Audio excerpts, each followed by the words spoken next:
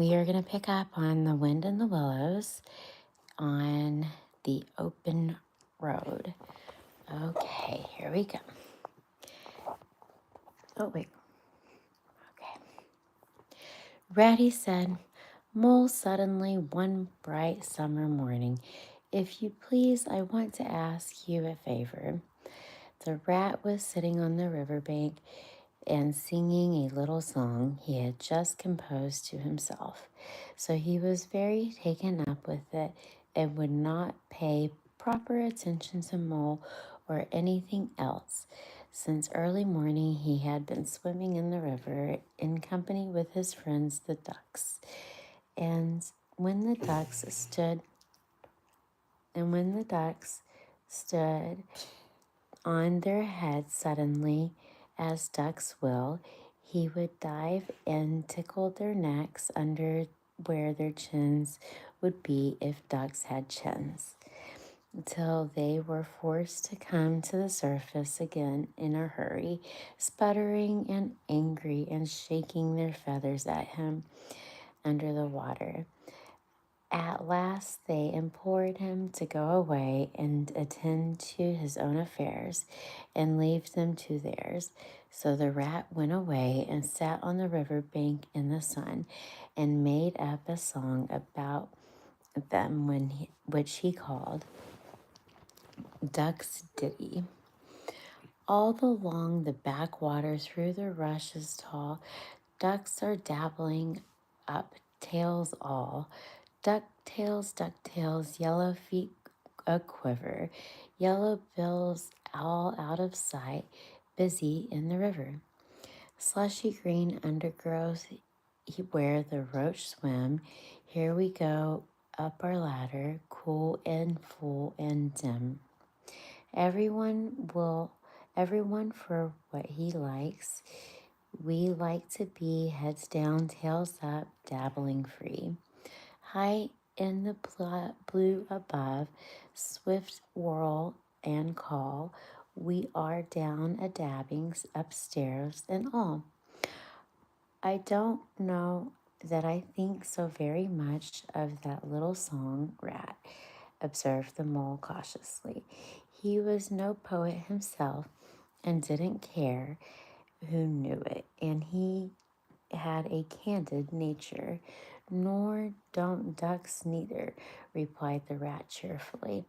They say, why can't fellows be allowed to do what they like when they like, as they like, instead of other fellows sitting on banks and watching them all the time and making remarks in poetry?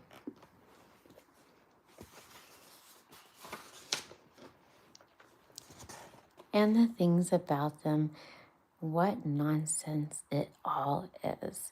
That's what the ducks say. So it is, so it is, said the mole with great heartiness. No, it isn't, cried Rat indigently. Well, then, it isn't, replied Mole soothingly. But what I wanted to ask you was, won't you take me to call on Mr. Toad? I've heard so much about him, and I do want to make his acquaintance. Why, certainly, said the good-natured rat, jumping into beat and dempseying poetry from his mind for the day. Get the boat out and we'll paddle up there at once. It's never the wrong time to go call on Toad. Early or late, he's always the same fellow. Always good-tempered, always glad to see you, always sorry when you go. He must be a very nice animal, observed Mole, as they got into the boat and took the sculls, while Rat settled himself comfortably in the stern. He is indeed the best of animals, replied Rat.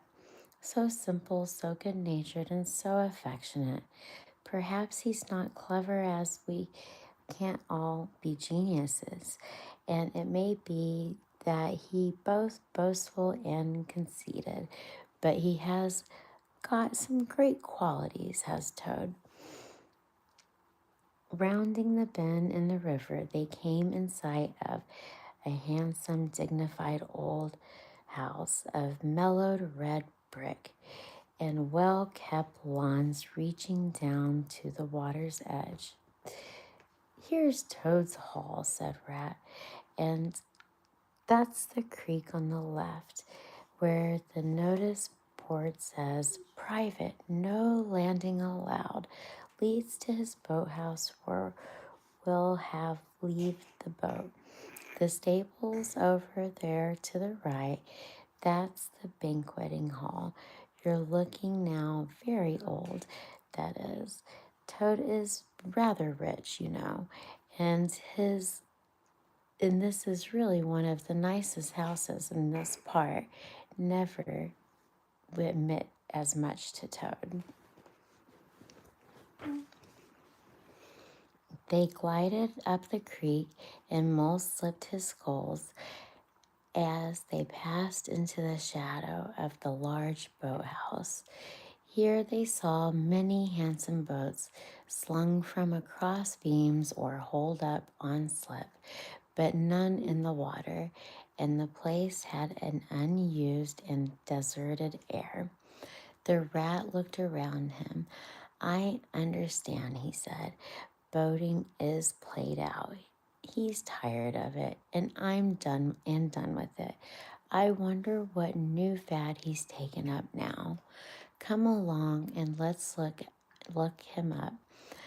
We shall hear all about it quite soon enough."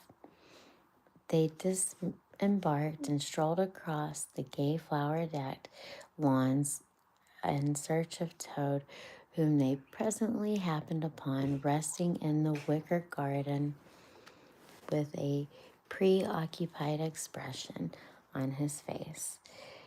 A large map spread out on his knees. "Hooray!" he cried, and jumping up and on seeing them. "This is splendid." He shook the paws of both of them warmly, never waiting for an introduction to the mole. "How kind of you," he went on, dancing around them. "I was just going to send a boat down the river for you, Ratty, with strict orders that you were to be fetched up here at once. Whatever were you doing? I want you badly, both of you. Now, what will you take? Come inside and have something.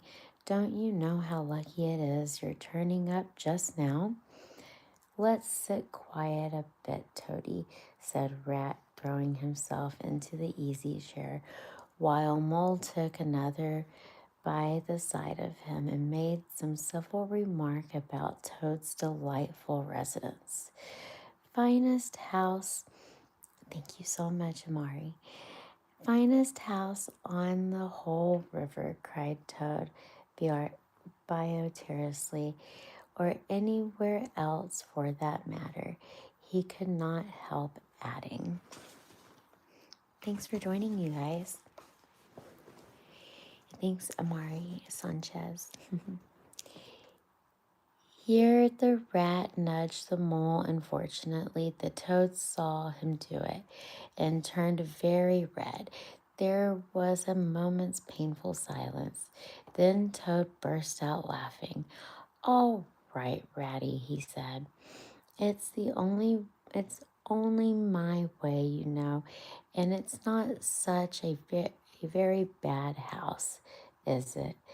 You know, you rather like it yourself. Now look here, let's be sensible. You are you are the very animals I wanted. You've got to help me. It's most important." "It's about your rowing, I suppose," said the Rat, with an innocent air. "You're getting fairly well, though you splash a good bit. Still, with a great deal of patience and quantity of coaching, you may—" "Oh, pooh, boating," interrupted the Toad in a great disgust. "Silly boyish amusement. I've given that up long ago. You see here, waste of time. That's what it is. It makes me downright sorry to see you fellows who ought to know better spending your energies that animals manner. No, I've discovered the real thing, the only genuine occupation for a lifetime. I propose to devote the remainder of mine to it and only regret the wasted years that lie behind me, squandered in trivialities.